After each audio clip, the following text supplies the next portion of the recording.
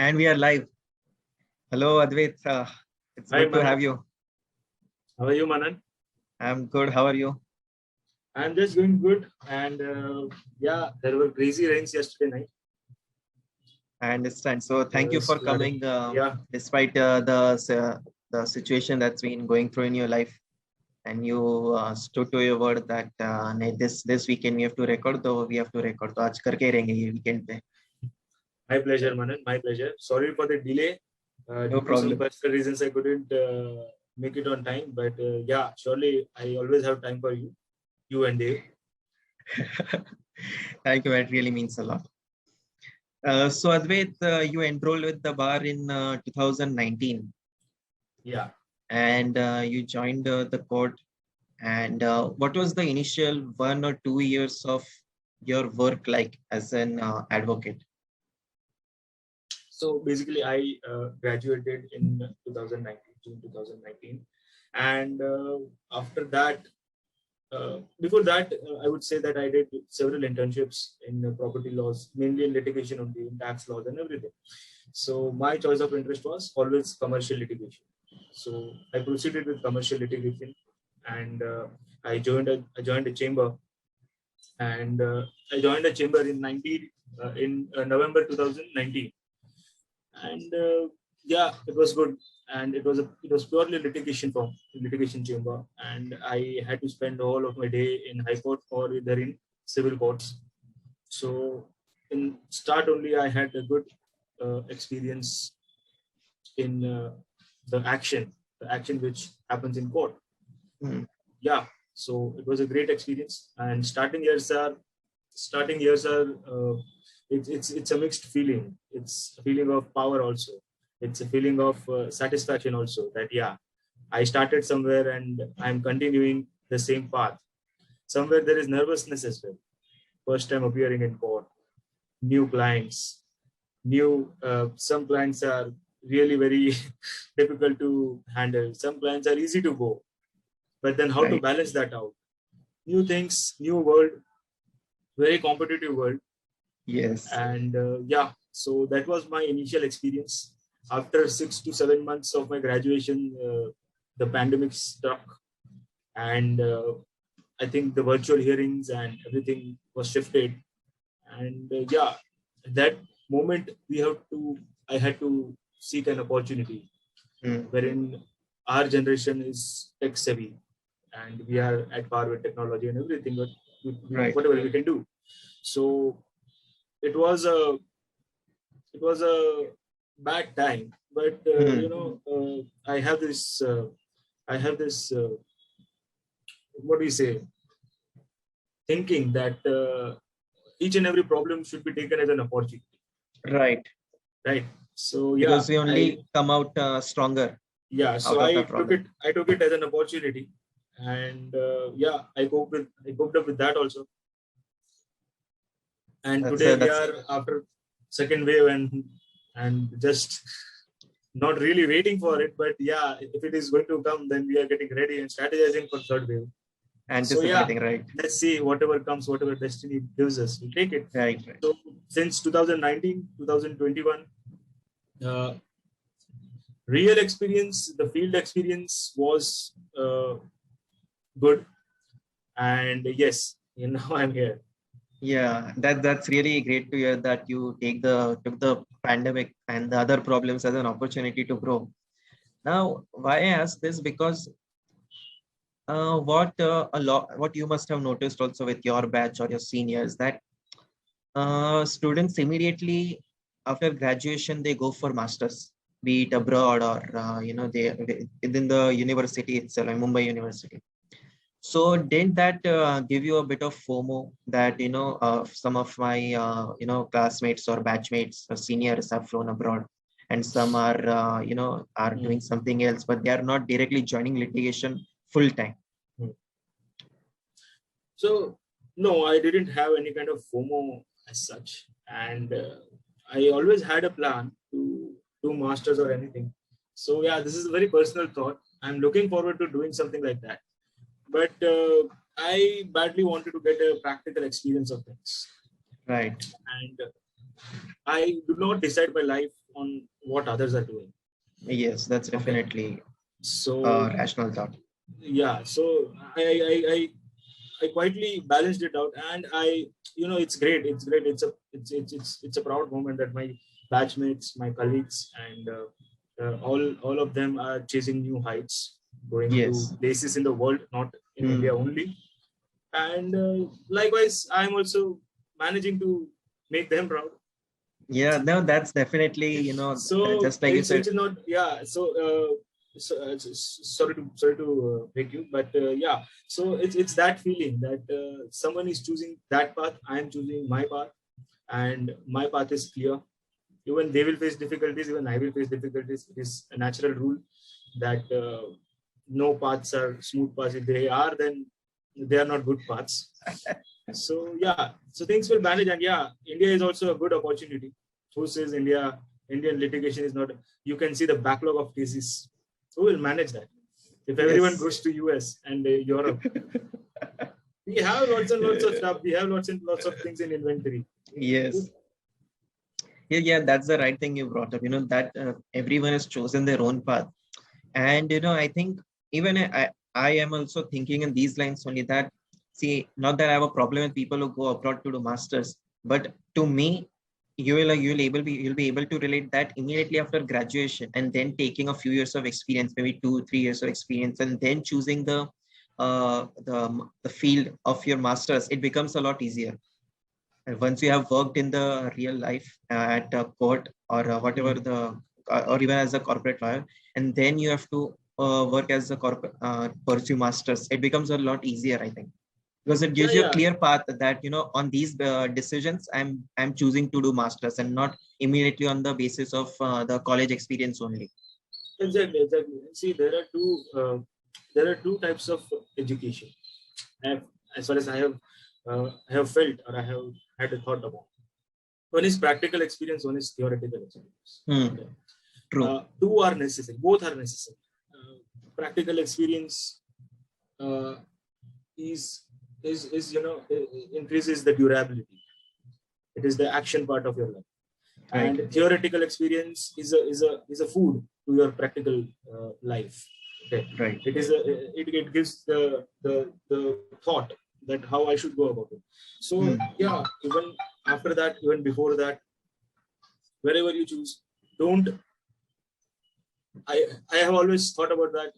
Never go away from the theory part of the profession, Right. and don't always apply the theory part in Hmm. practical In experience. practical experience. So yeah, there Right. is a good difference.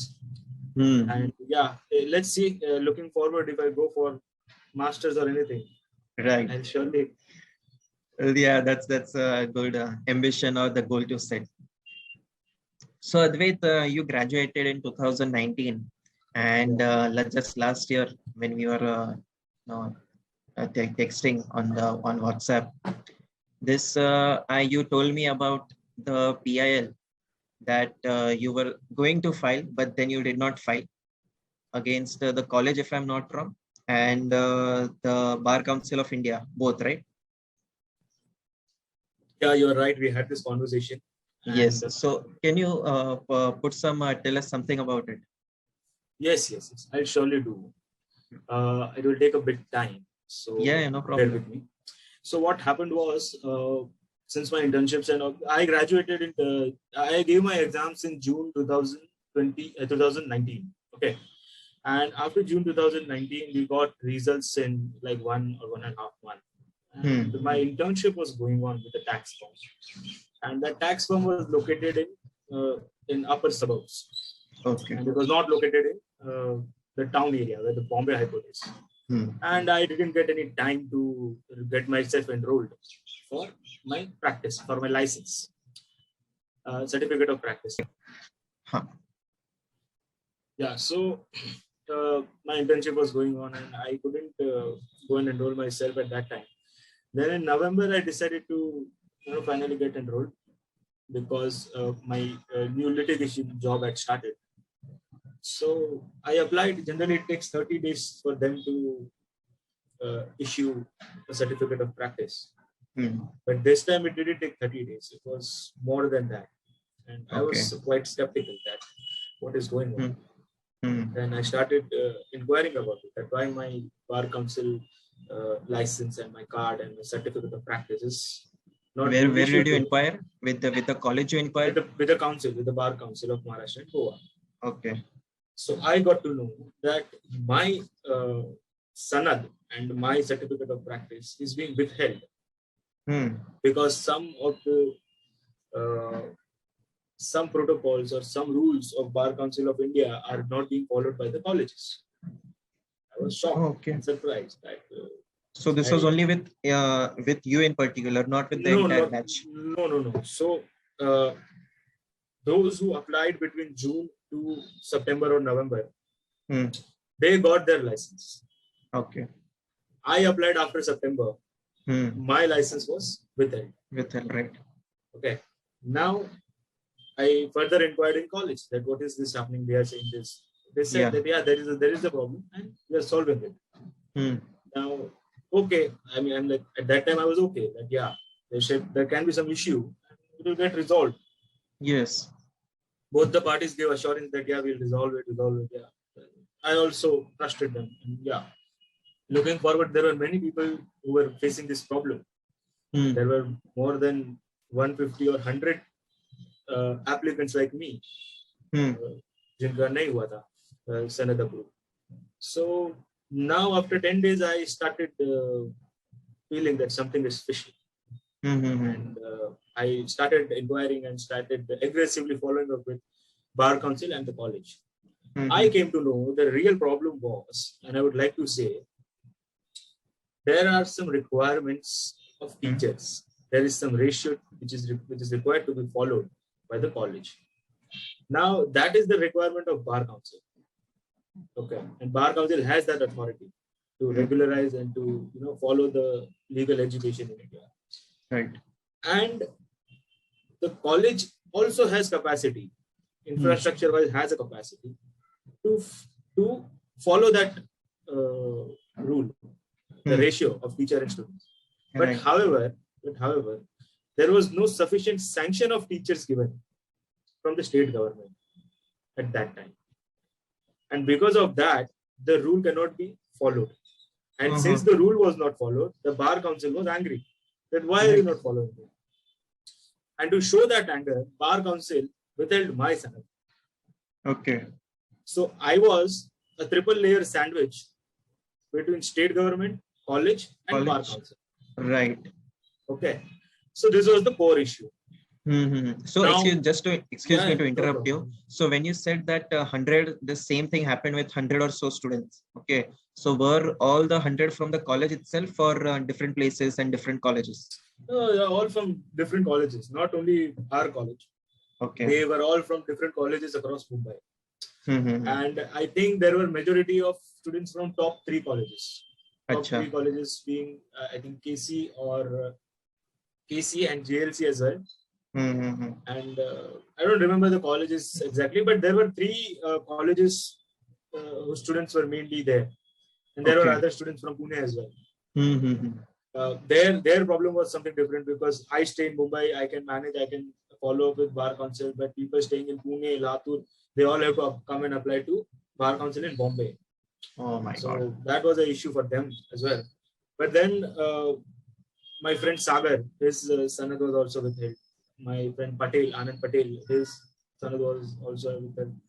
And we couldn't tolerate it anymore.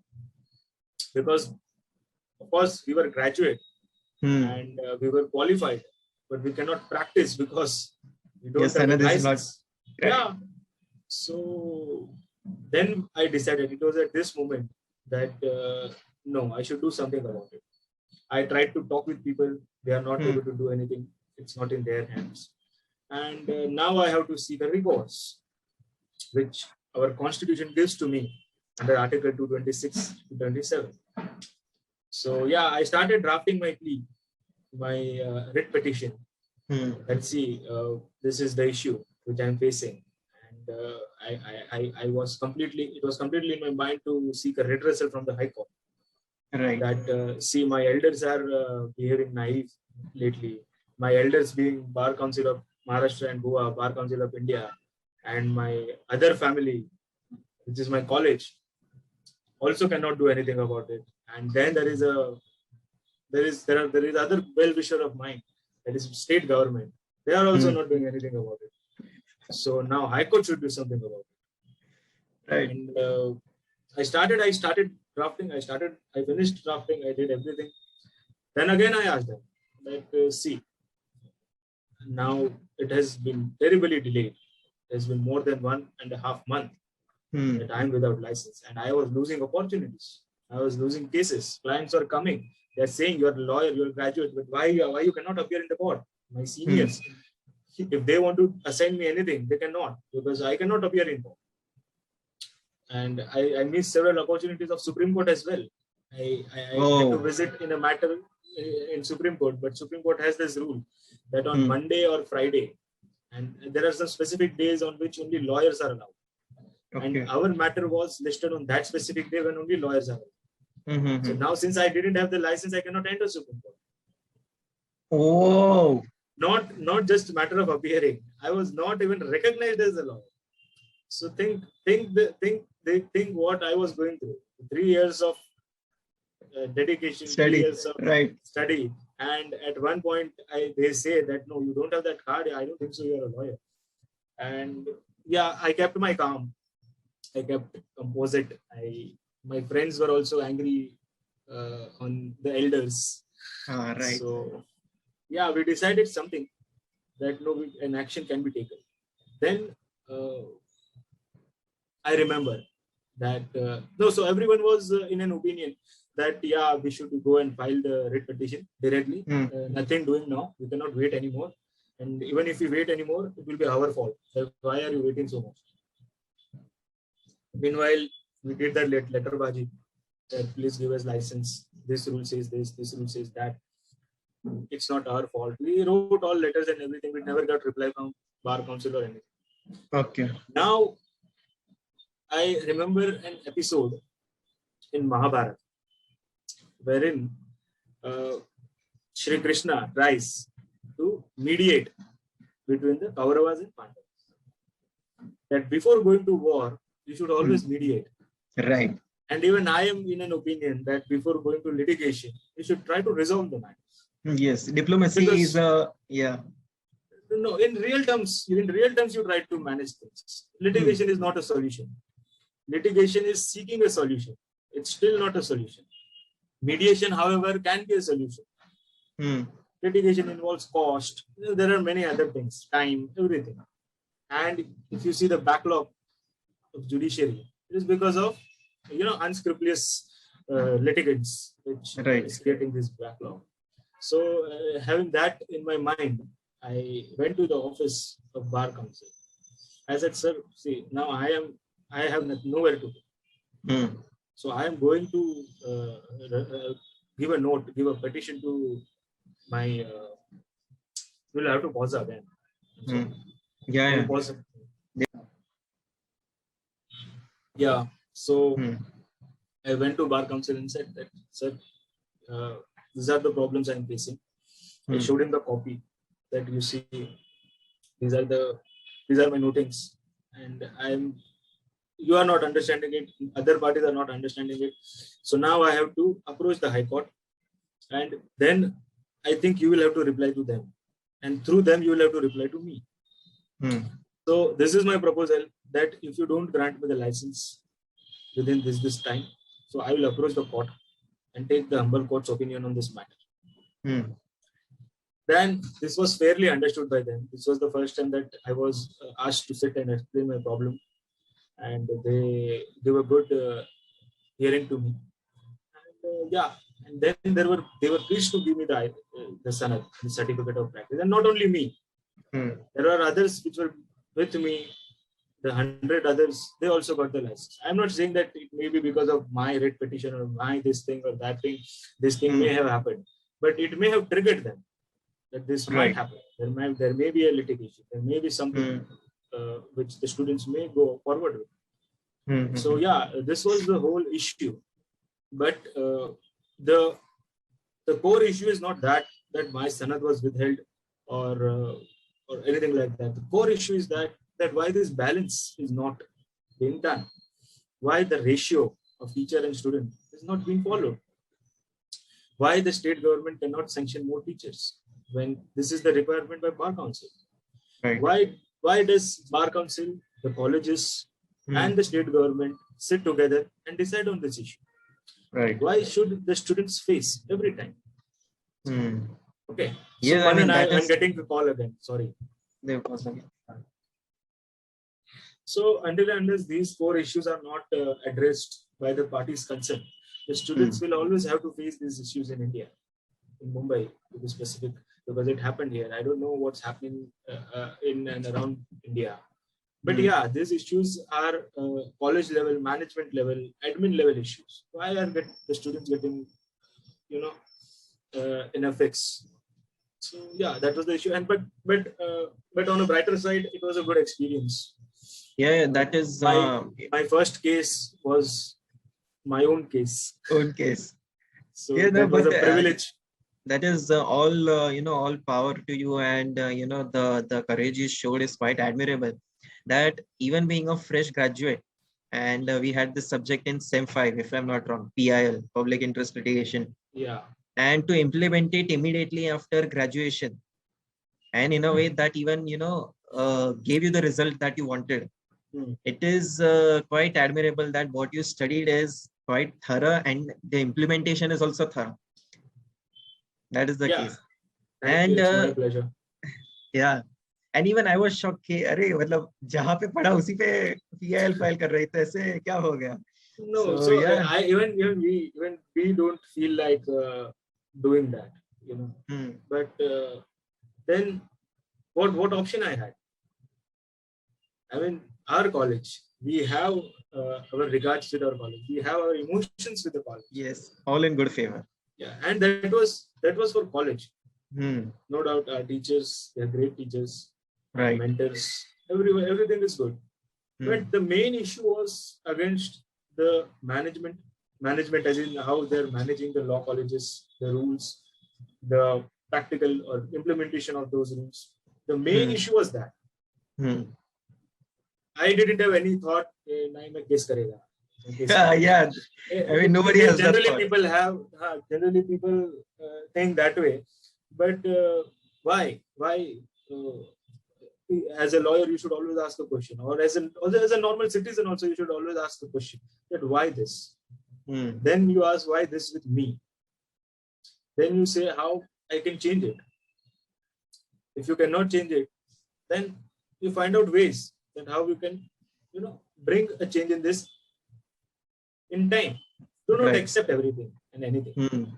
So that was the main logic behind it. And yeah, there was support. There was good support from my friends. Right. As I said, Sagar, Anand Patel, they were also licenseless. They were also not able to do anything. They said, no, you do whatever you want to do. You decide. I got a free hand. I got a trust from all my other colleagues. So yeah, that was a building factor as well. Right. So what was the college's reaction to this thing? Or were they So college in fact said, yeah, you do. You do this thing and we will support it. We will show all the papers that what are the problems we are facing. And college said that you do this and we are all support with you. That if you do this, then the core issue of this problem will come in the picture.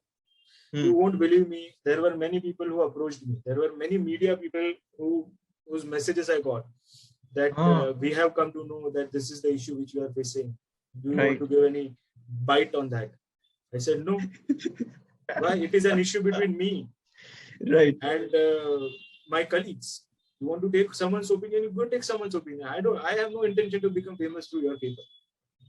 I want to solve this problem. Right. I would have given all the things. I would have said things about bar council. I would have said things about any other party, state government or college. But no, that is not a solution. Yes. That is not a solution at all. If you are looking for a solution, then I recommend don't do this kind of things. And if I want to create a pressure, if just for the pressure's sake, I cannot go to media houses and I give my bites and I give my opinions to media houses. I can create that pressure myself. I can go and talk with them. I can say that what is the problem. No, that Once is you quite have an again. ego in this profession, then you Then it is finished. finished. Yeah. Yes, yes, yes. That's true. You know, if I am also of the same thought. If a person is pursuing law for the sake of becoming famous by such publicity that you said, such opportunities of publicity, or for filing frivolous cases, or for the sake of power, then there is only downhill for that person. There is no growth is as such. That's true. Even if they grow, then I mean, we it's good cannot for even, them. we don't have a Good for them. foresight for it. Yeah, good for Yeah, them. I have a good other thinking. I am principally a different kind of person. They are different kind of person. I work Right. that way. Yeah.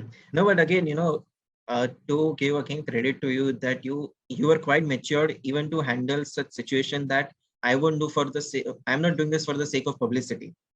Where you had your problem, you genuinely had a problem, and you wanted to get it solved, and you wanted to end it there. You could have, say, अरे अभी अभी fresh graduate हुआ हूँ and it will be easier, तो publicity मिलेगा और लोग आएंगे मेरे पास. And that would have been the approach, but no, that even shows your maturity towards the case. Yeah. So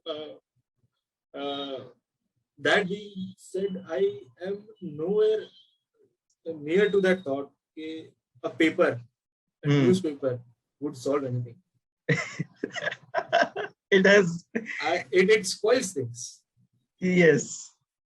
So why would I do? पैर पे खुद के पैर पे hit क्यों कुल्हाड़ी? Right.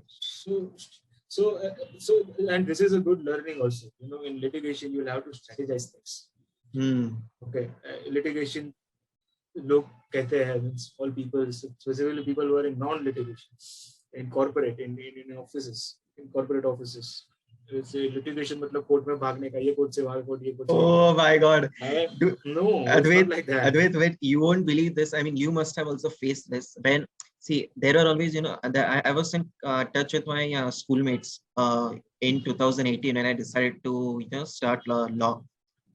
And the prototype statement they say, हाँ मतलब तुझे कोर्ट के बाहर एफिडेविट बनाना है क्या? These kind of statements. Yeah, so these type of I still get. Oh my God! When I started doing law, then and still, if I'm sitting with my friends in a group, and I'm passing by somewhere or in house or some house party or something, someone behind my back is saying affidavit. I said, "Boy, come on, stop it! I don't make affidavits at all. I make affidavit, but I don't stand like it's okay." So that is also a part of profession. That is also part of us somewhere. They are our colleagues only. But yeah, we do not promote such kind of solicitation and everything. Right. That's incorrect on their part. But yeah, this is all masti, though it happens in every all in good sport, but all in good sport. Yeah. So it had its story of each and every lawyer on this earth, I guess. On this earth, I'm saying. Yeah. So Advait, now that you have experience with filing your own PIL, one question that arises is, what is the difference between a PIL and a class action? What is the difference between PIL and a class action? So, class action. See, I'll just say about PIL because class action is not that prevalent in India. Okay.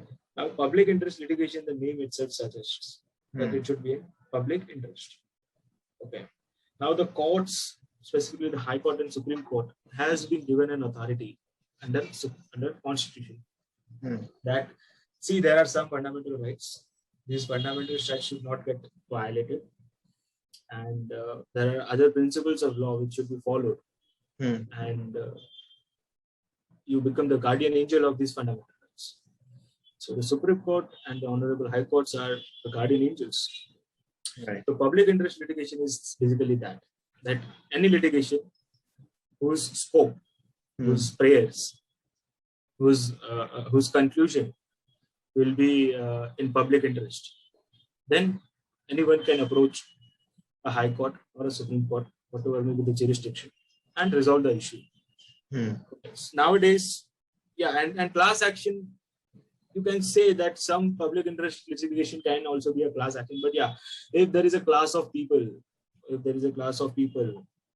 whose scope is limited, and they file a public interest litigation, they cannot succeed in. public interest litigations cannot lie against the private parties as well. But there are some exceptions. Hmm. Even private parties have been given directions. But yeah, Right. but that's very rarely. Hmm. And so, but recently we are seeing that public interest litigation has become publicity interest litigation, or some are private interest litigation. Some Right. Supreme Court has created a good environment wherein no frivolous petitions are being entertained. I remember one trust, one NGO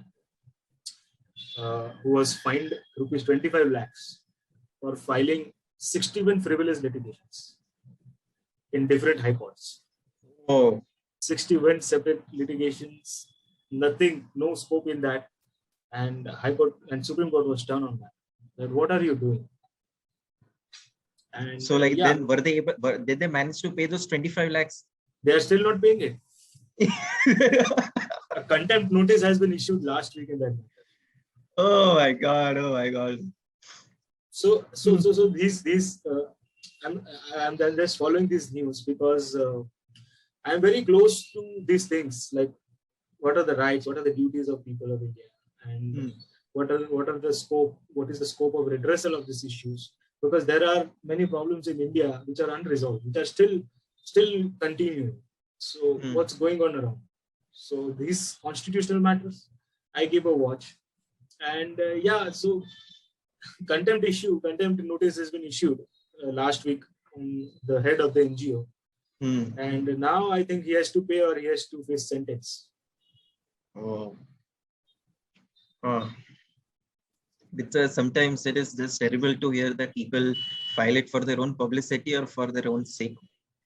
It is clearly misusing the rights that the citizens are given. See, now there is a lamp, there is a fire, there is a matchbox. A matchbox, you can lit a lamp also, and with a matchbox, you can burn the whole city also. Burn the whole city also. It's on you that how you go about it, how you use that matchstick which you have, that light that you have. Yes. So Advait, you mentioned that even before filing the PIL, you thought of mediating first, and that thought came in your head because of Mahabharata. Yeah. And so what exactly came to your mind from the same that you used before filing the PIL? Have you read the Mahabharata or the Bhagavad Gita? Yeah, I have read these books. I cannot say that I have totally learned from these books, because it is a lifetime which takes unending experience. Yeah, so I mean, not single life. There may be several lives which I will take to understand these books. I'm very fascinated with these books, the authors, the characters, the gods. So it's not that specifically you get a thought that Krishna Bhagwan ne aisa kiya tha, I will also do that. So when you read these books, when you read these granths, when you read these great epics, it revolves in your brain. This is how I have felt, and it gets registered, and it certainly starts make you behave in a way that character in that epic has behaved. So, small example. Now, few days back, there was a conference in Singapore, a mediation conference in Singapore. Justice Ramana, Chief Justice of India, Honorable Chief Justice, Honorable CJ also gave a light on this thing, that Sri Krishna was a great mediator. When Kauravas and Pandavas were warring with each other, he went to mediate, because the first solution is mediation. Even in Christianity, in Islam, all the religious texts also say that all the problems should be resolved through mediation first. Okay. Now coming back to Mahabharata, there were many problems. At one point, Shri Krishna also said that only give 5 villages. Yes, only give 5 villages for each brother or each partner. But then the great Duryodhana said, no, we will not give a pin's tips land to anyone. Krishna said, then fine, the war is inevitable. Inevitable. So when there are two negatives, then there is a war. When there are two positives, there is a mediation and things work out. There is a solution. But if there is one negative and one positive, the negative wins and things go to litigation. So now these things also make us learn about things, that how to go about it, where to go about it, which client. If there is a group of clients litigating against one specific company or one specific person, then we should bring everyone in one path and try to settle the issues. And even in litigation, there are many places where you get a chance to implement what you have learned from this epics and this texts. So yeah, it always helps. Reading always helps. It has helped me. Even I have read the Bhagavad Gita, and yeah, that's true. You know what you said about the fact that, see, you don't always get the exact shlok recalled, in that particular situation. कि अच्छा ये situation है तो ये श्लोक मुझे तुरंत याद आ जाएगा. That's not the case, but there is always a rough idea about the entire scenario that leads you to the thing that, I think this is not the correct option to do, and I think I can come to a better solution, and I can choose that one. That is always the case. I think that is the subconscious mind which gets activated. Yeah. Which this situation should be handled this way. I'm not saying that I have taken all right decisions in my life and I have done everything right in my favor. I am the king of this world. Nothing like that. But it gives you a tiny level of confidence in your mind that no, this is the issue. This can be resolved like that. And see, I always follow this in life. Always, there is a precedence. This thing happened this way. And if we try it this way, then there can be a good outcome. So yeah, it is not necessary that we always follow this epics or this texts. But yeah, many a times these can be followed. Yes. So, Advait, when it comes to Hindu scripture, the first book that always comes to mind is the Bhagavad Gita. Yeah. I mean, not to question anything about it, but we have the Ramayana, we have the Mahabharata. But I haven't come across people reading these books as much as they read Bhagavad Gita. So is it because these books aren't available, or if they're available, how they can be purchased or where it is available? What can be done in about this? These books are readily available. And as easy as you can find it on Amazon. There is a good publication of all our Hindu scriptures. It's called Gita Press. It's in Gorakhpur, UP. So, yeah, they are doing a charity. You think that a book, such a great book of more than thousands of pages, is being sold only at 200 rupees, 150 rupees. Oh. So it's cheap. Its price is less. I cannot say the value. Value we cannot quantify. But yeah, the price is very less. We have a good Gita Press shop at Princess Street in Marine Lines. If you get down in train from Marine Lines, so right now you can't travel in train, but near Marine Line train station, there is Gita Press Gorakhpur, opposite Parsi Dairy. You can just go around there. There are lots and lots of books. It's a good library also. And it's a shop as well. And yeah, you can just go and window shop over there. There's not a problem. You go and buy the books. Not a problem. Now about reading the books. Now see, people have to decide that what they want to read. Excuse me to interrupt. So which publications would you suggest are the best out in the market? Because there are many publications of the Bhagavad Gita or the Mahabharata. So which one is that you have read, and which one is actually the quite, I would say, unfiltered version, and it is as it is written? Okay, so see, for me per se, I cannot answer that which is the best version of Ramayana or Mahabharata, because see, I have not done any comparative analysis as such. But as far as language goes, as far as the quality of reading goes, I have felt good with the Gita Press publication. And as far as Gita goes, then Srimad Bhagavad Gita goes, I am really attracted to what is the interpretation of ISKCON, what is the interpretation of Gita Press Gorakhpur, and I also like the interpretation of Sri Adi Shankaracharya. Okay. So yeah, these three things for Gita, and other books like Ramayana, Ramcharitramanas, Shiv Puran, Gita Press Gorakhpur is best. And Best. yeah, they have publication in several languages, South Indian Hmm. languages, Gujarati, Hindi, Marathi. They have their own language. If they don't have, you can request them that I need this book in this language. They will Oh, procure it. so Not that they will produce it for you, but if it is in produce and it is not available with them at that point, then they will call it. If you want it in Bengali, then they will get it for you from West Bengal. Oh, They okay. get it So for you from right, South right. India. So this is all charity. This is Wow. This is conservation. This is culturism. Culture, right? That should be continued.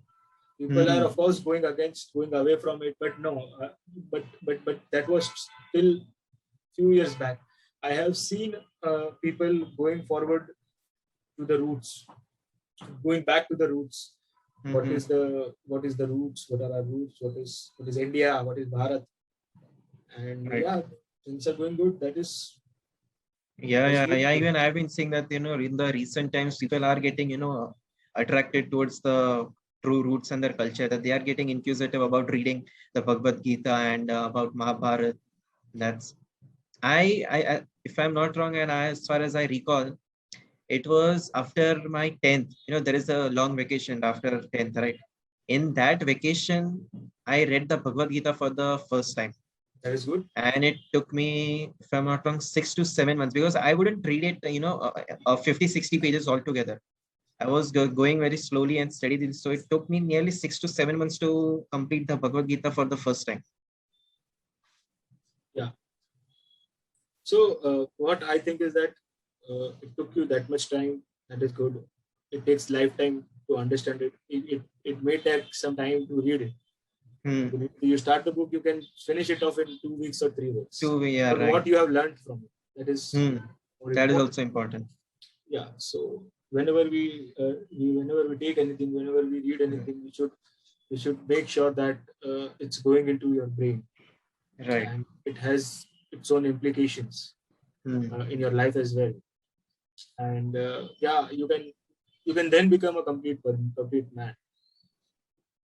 You do whatever you want to do. Just follow what you read, or what are your thoughts principles, about principles. Etiquettes, right? And then nothing counts.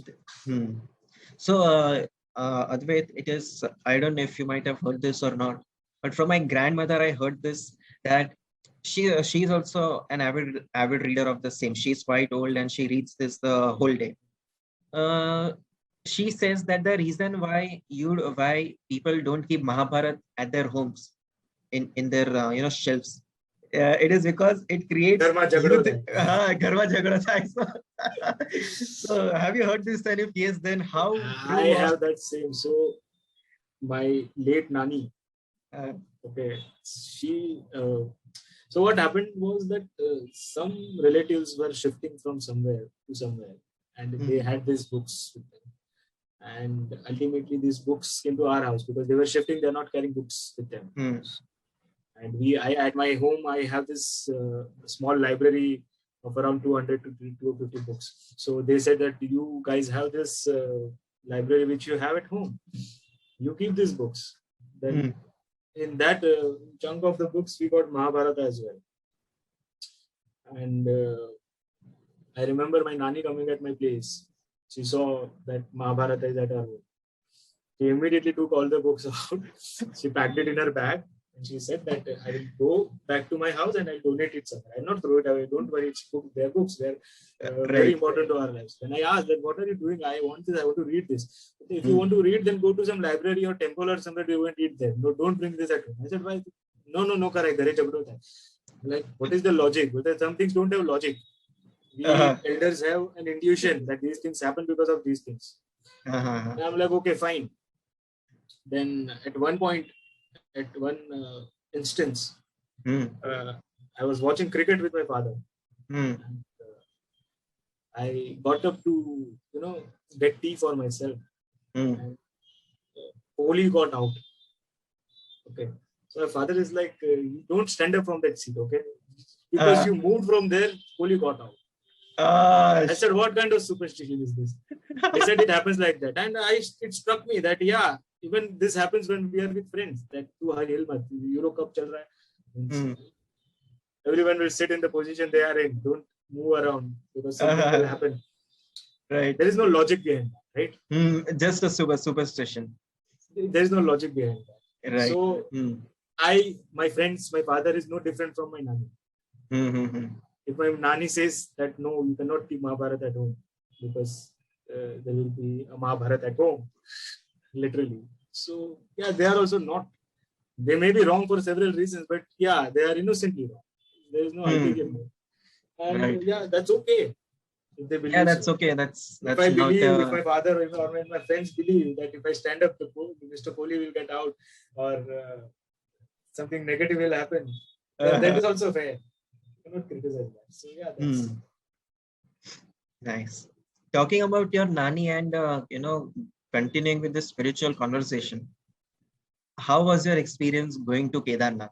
You went with your nani or your grandmother? No, that was with my grandmother. Okay. So my experience in going to Kedarnath. When did you go? I think in 2016. 16 or 17 I went to Kedarnath. Yeah.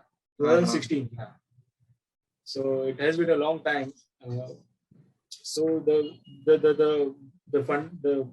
base of the story is that my daddy was not keeping well a few years back. But in 2016 we felt that her health is going good now. And she can manage things. She can at least walk by herself right now. And all the vitals like blood pressure, heart rate, everything was going normal since a year. So my father thought that it's time that she has this wish of her life that she wants to go for a Chardham Yatra. And we should try to get it done. I said, okay, I'm fine with it. And I have this bonding with my dad. We are good friends. And all grandparents have this thing with their grandchildren. So that was the same with me. So we did all the bookings and everything. We went to Haridwar and we started our journey. And first part of the journey is Gangotri, where there is the start of River Ganga. Then there is Yamunotri, where it is the start of Yamuna. Then there is Kedarnath. So now we went to Kedarnath, and it is a good place. It is a very beautiful place. We were staying some 20 kilometers away from Kedarnath. It was a beautiful place. And first I'll tell you the experience. In the hotel where we were staying. So we went to the hotel, we ordered food. We had our food in our room. And my daddy was doing her routine.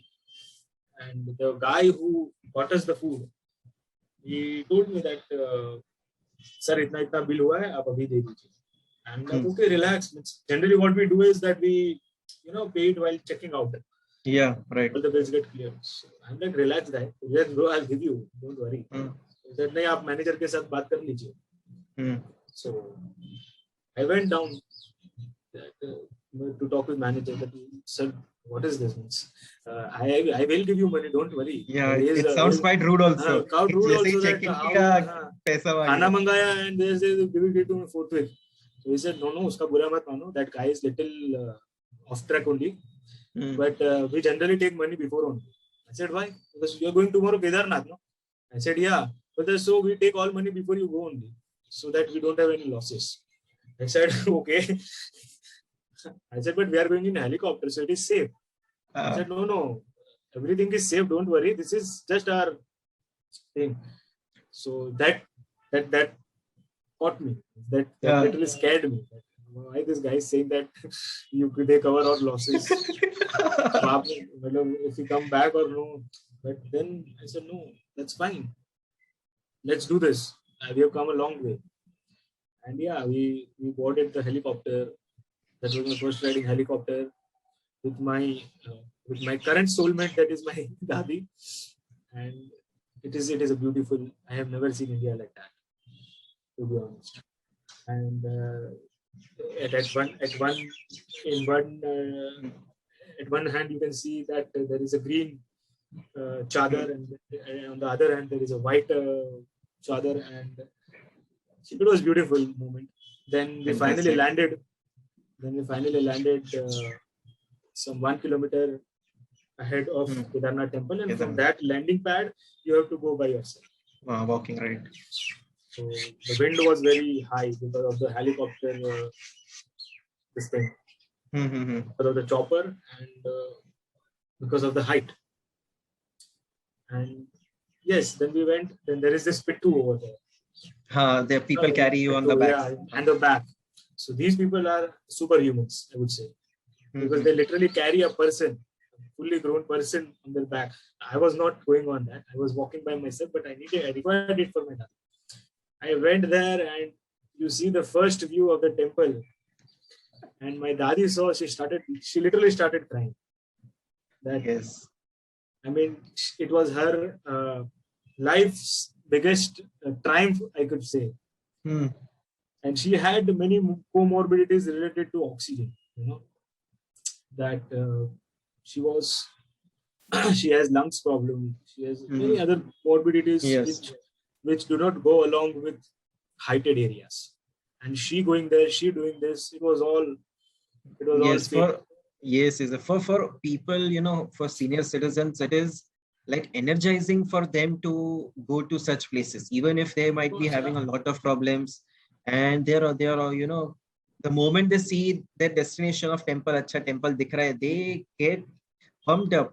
I've seen it with my grandmother also. It's the same case.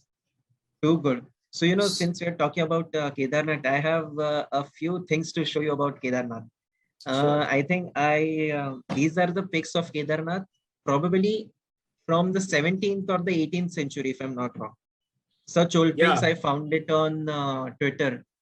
Yeah, there are a few pages on Twitter, that. So Kedarnath, if I'm not wrong, that the temple was always there. Okay. No, so that story was always there, with this, which is related to Kedarnath. But the temple was built by Adi Shankaracharya. Okay. So yeah, he found the exact place which is written in scriptures. And, he found the Shivling also over there, and he built that temple. Now he was there in 1700s and 1800s. So it's a great story as well. Great story. Even you will start with the. Yeah, we'll show the pics. Can you share screen? Yeah, see. So even this black and white picture looks so beautiful, right? Yes, that's true. This is I guess the path towards the temple. Next. So I want to do this again, because I want to go to Kedarnath again, but not in helicopter. Acha. Then what is the other option to go? You go walking. 7 kilometers. No, it's not 7 kilometers. I guess it's around 16 to 18 kilometers. Acha, okay. I think we should do this. I'll tell you why. Because I had this thought. I've been having this thought lately that now that I'm graduating as a lawyer, I want to, and now I'm starting to get aware of my own scriptures more. I wanted to go to Kedarnath after my graduation, but now that the situation is such that the flights are, very erratic and cannot be predicted that when the flights start and when they stop. So I have kept that thought on hold for a while now. But sooner or later, I do intend to go visit Kedarnath. Even I had a plan. Even my group of friends had a plan for June, July only. I would be in Kedarnath right now. But this is not the time. Current times, these times, it's not the time. We had our time. The times will come back. But it's not the year that you should do this thing. I mean, I saw the pictures of Manali and all these places recently, which are jam-packed. People are not wearing masks. Oh, yes. I saw that. I mean, this is crazy. How we just went by a second wave wherein there was oxygen problem. There were so many problems happening around, and now people are going to. Can't believe. I mean, the capacity of a human being to not follow rules can be seen in for their own security, for their own well-being. So this my God! This is everywhere, not only India. Yes, that's true. Right. So Advait, we are Brahmins, okay, both of us, and I not that I heard it for a for a major part of my life, but in the recent 3 to 4 years, I've had this experiences where I've read or I've seen people say that Brahmins were the oppressors of the society when the caste system existed. And I found it quite strange, not in a way because they said, because I mean, obviously it is their opinion. They can say whatever they want to say. They might have read something and they might have concluded that. But also for the second reason that if you have heard about this famous Canadian psychologist, Jordan Peterson, he no so he talks about dominance hierarchies, that every person lives in a certain dominance hierarchy, meaning, see, right now you're at home, so who is at the top of the food chain? Your dad, he's the head of the family, and you are somewhere second, third, somewhere like that. When you go to the office, who is the head of the office? The partner or the director, people above you. There is So I a found it hierarchy. hierarchies exist everywhere. So I was quite shocked to see that uh, such people who are saying that the Brahmins are the oppressors of the society are the same persons who believed that acha, dominance hierarchy exists. It is true. But when it came to this thing, Brahmins were labeled as the oppressors of the society. So how true is that? And if it is true, and if it is not true, then what is the actual fact behind it? So, see, I have given a good thought on this because this is a subject wherein there are many personal attacks also happening too. Yes. That you belong to a certain community, which is oppressor community, and have done this, they have done that, and people were not able to bring water from the same tap, and lot many things which everyone Yes, a lot knows. of allegations. So Yes, not pointing out things, but now even if Brahmins were oppressors, even without prejudice, if we say that Brahmins were oppressors past, then how it is relevant today? Are today's Brahmins oppressors? Yes, I mean, so. Yes, I mean, I understand the question, but that is not the truth that even today's Brahmins are oppressing other people. Now, if I don't know if Brahmins did oppress someone or Brahmins didn't oppress someone. What I believe is we had a Varna system which was prevalent at that time. Varna system meant only classification of people. That Brahmins do this, Kshatriyas do this, Banyas do this, and Shudras do this. Now, is India only country where this classification was prevalent? No. In Roman culture, there were priests. The highest person was the church. Right. Church and the Pope will give out something, they will say something, and everyone has to follow that. Then there were monarchs. After that, there was other class, that is merchants class, the people with land. And then there were peasants. Right. If you go deep into this, there was untouchability prevalent in Roman culture. Okay. Because of scientific upliftment, technology development, things changed. Now, this is still prevalent in certain parts of Europe, not totally eradicated, but there are some changes happening. Then you look at America, there were humans sold. There was a trade which was going on of humans. So each and every society, each and every culture has its own problems. That doesn't mean that you criticize, you stereotype one certain religion or group of persons, a class of persons, when these things are not relevant.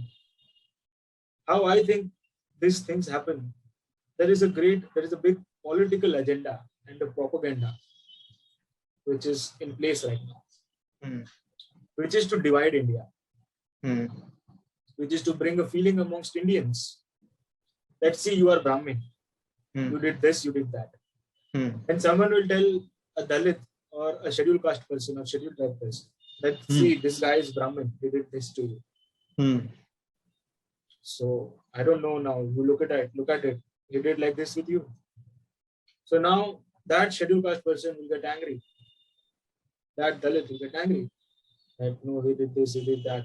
There will be a good divide between the Brahmin and the Dalit, the Kshatriya and the Banya. Okay.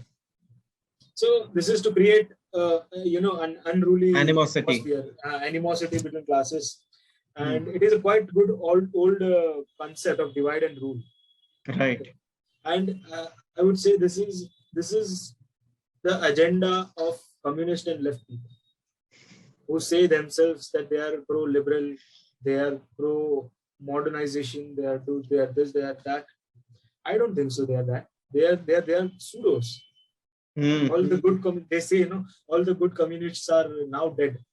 There is no good living communist now, and they are saying that they will divide and they will rule. They are not saying that, but they are doing things. They are doing those suggest things that they are dividing people and they want to rule, but they will not be able to rule because this is India.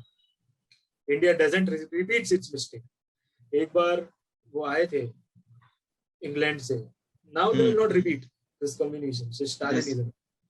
So yeah, I think that this is all revolving around one thing, that there is a propaganda. There is propaganda too. That if Indians will, unite somewhere, if Indians will stop thinking about caste and class and differentiate between them, and if Indians will start thinking that they are Indians, then there will be a big problem. India will be the strongest nation in this entire world. So these forces are stopping India to become united, become one. Right. They are dividing India. So yeah, this is the core issue. I know your question was related to that, why there is this stereotype against Brahmins only. So this is the main reason. They need someone to attack to. They need someone to attack personally. So, and I guess this is a common tactic that, to disturb any civil society, the easiest and the most commonest way of doing so is just point to the top and say the person is oppressing you. I mean, what are communists? What communists say? That these people who are ultra rich, they are the oppressors. Exactly. And see, you can raise questions. As I said in the initial part of my of this talk, that you should ask questions. That why this? Why this with me? I'm not saying that a Dalit in some part of India is still being oppressed, or if he's still being killed for only the reason that he's a Dalit. I cannot deny. I'll never be in a denial. But is it necessary that each and every Brahmin is responsible for that? Yeah, exactly. Is it necessary that you stereotype it? Yes, can it be looked at as a murder? Even I've been the response to such an allegation, because it happened 3 or 4 times. Once or twice it happened on Insta, and I had posted something, and the other times it had taken place in a conversation with someone. So yeah, even my response to that wasn't that aise kaise bol diya, it's not true. Even I wasn't in that. The only thing that I could say to them, see, I don't know if that must have happened or not. Let's say that it happened. If you're suggesting that it happened, that we were the oppressors, but why should I suffer something that my ancestors did? If you're even putting that allegation that, Manan, your ancestors must have oppressed people in the past, yeah, that you don't know. I mean, I don't know. Let's assume you're saying true, but you cannot put or bring that 200 or 300 years back, incidents that happened, and you can put it randomly in the conversation. Manan, you are also oppressor because your surname is Pandya, or Advait, you are also oppressor because your surname is Shukla. Yeah. That was always been my response. And obviously the best, also this is one of the reasons that I brought this up, that it is always to for a civilized discussion to take place, the person even has to know something. If I would have asked a random person who has this confirmed believed that the Brahmins are the oppressors, then the conversation wouldn't have taken place. exactly. He would Yeah. be continuing alligating that you are asking this because you're feeling superior or something like that. But I wanted someone who is Brahmin itself to know that are you facing this thing even in today's time? Okay, and if it is facing, then how are you dealing with it? Yeah. So first of all, I don't need to deal with it because whatever they say, it's not what I take it. But I try to explain them.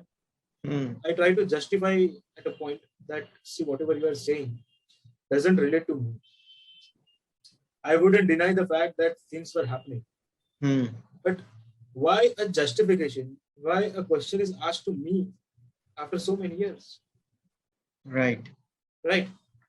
And one class or one group of people was dominating some other group of people.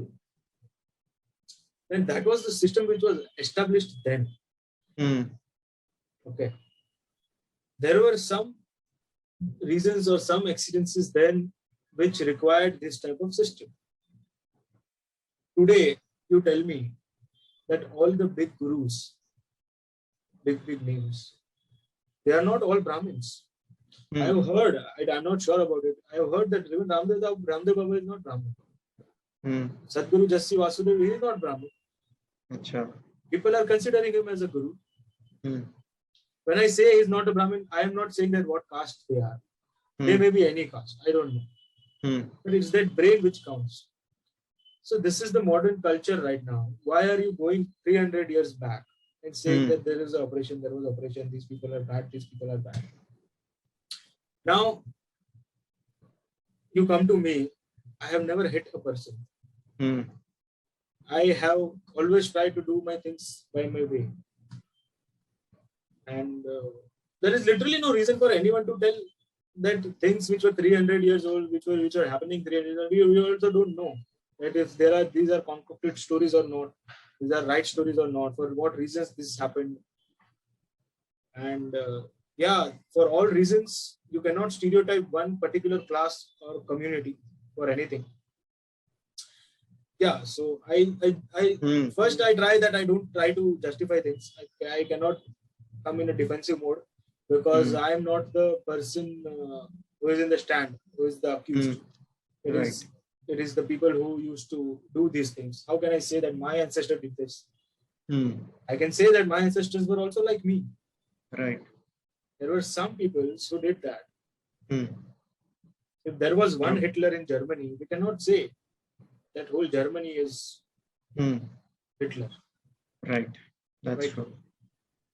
So so first thing I would say that even if you are Brahmin, if someone accuses of something which may have happened in past, don't give a reaction to that. Right. Show them a true picture. Tell them that your actions is dividing India. Your actions is segregating the class, the section, the society which we are in already. And this is wrong. And you make them understand that how this is hurting India, how this will damage India. Not today, not tomorrow, for several years to come. True. So we have to break this propaganda, this agenda. And I think, we are equally very much responsible to do this. Right. Right.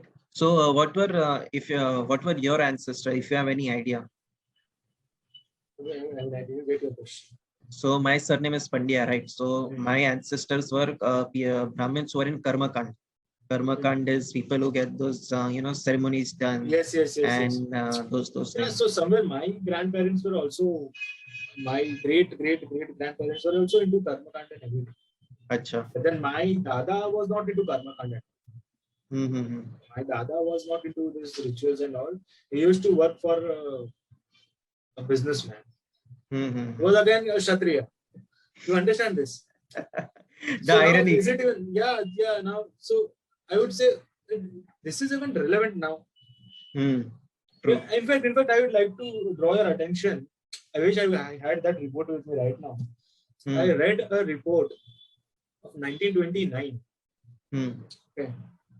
And there was a good survey which was happening all over India. And all the collectors were requested to give reports on caste-based discrimination in India. Okay. So maximum of the reports which came in said that such kind of discrimination is getting irrelevant nowadays. And this specific thing was noted in that report, that a Brahmin is working in Baniya ashram. Baniya is also working in some ashram. There are some Dalits who were born Dalits but are now college professors, which are now engaged in good politics. And these things have now become irrelevant. That this was in 1929. Okay. Now over the years, there are some deserted incidences which has happened in interior Some of state, India, some state, some interior of some district. And unfortunately, that person is a Dalit. And then the media, the media, the biggest spoil sport in India, started that this is a Dalit war, and then there is this dirty politics which starts happening.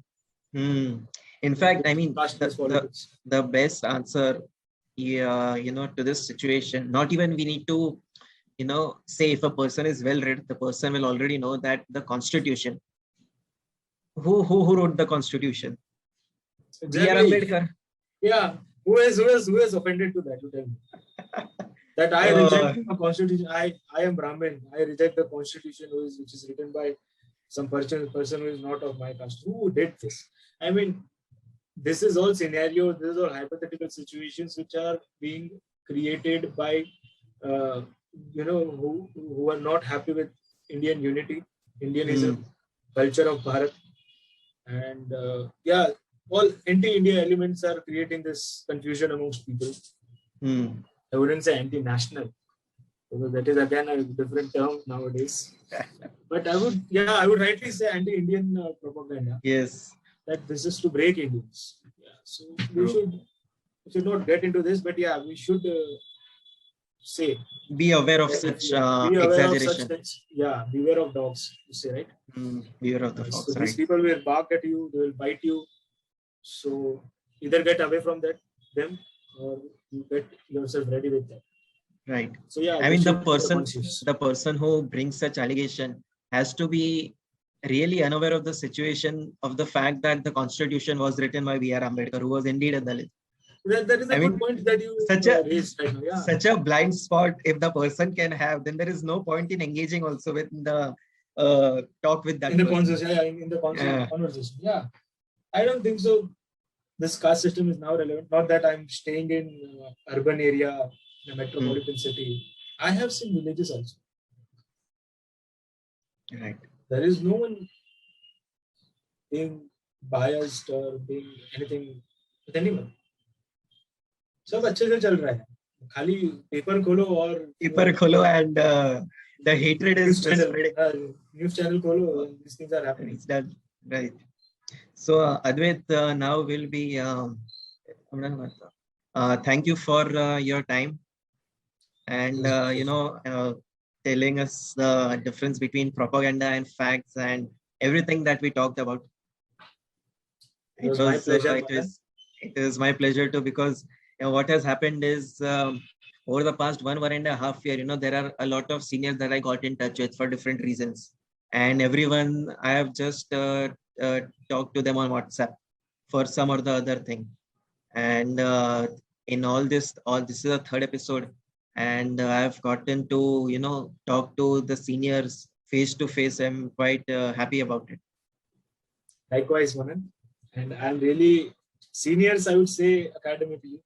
Yeah, academically senior. Yeah. So I don't consider myself senior in any way, but and I'm really happy that you are doing this. You and your brother, you both have taken this initiative, and I convey my all the best to you, and I would give you some advice that keep it a knowledge-oriented session, and you are keeping it that way. Continue it that way. There should be knowledge exchange. There should be a good discussion, good exchange of thoughts. Yes. And yeah, that is required too. And all the best for this, and I'm looking forward that this grows really well, Thank you for your and I keep wishes. seeing you. Sure thing.